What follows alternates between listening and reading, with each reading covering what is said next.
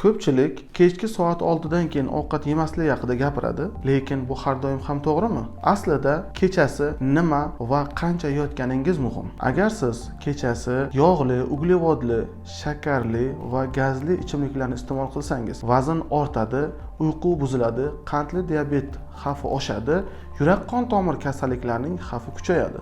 Lekin ayrim holatlarda kechki ovqatlanish foydali bo'lishi mumkin. Gipoglikemiya bo'lgan bemorlarda oshqozon kislotasi yuqori bo'lsa, uyqusizlikda, mushak massasi yetishmovchiligi bo'lganlarda ovqatlanish to'g'ri tanlov qilinsa, yengil oqsillar, sabzavotlar kam miqdorda ovqat iste'mol qilinsa, bu metabolizmga zarar yetkazmaydi. Har bir organizm individual. Birovga foyda bo'lgan narsa boshqasiga zararli bo'lishi mumkin. Agar sizda vazn oshishi, kechasi ochlik hissi, uyqusizlik, qand miqdorining o'zgarishi bo'lsa, bu tekshiruv talab qiladi. Eng to'g'ri yo'l mutaxassis bilan maslahatlashish. To'g'ri ovqatlanish bu parhez emas, bu sog'lom hayot sifatidir.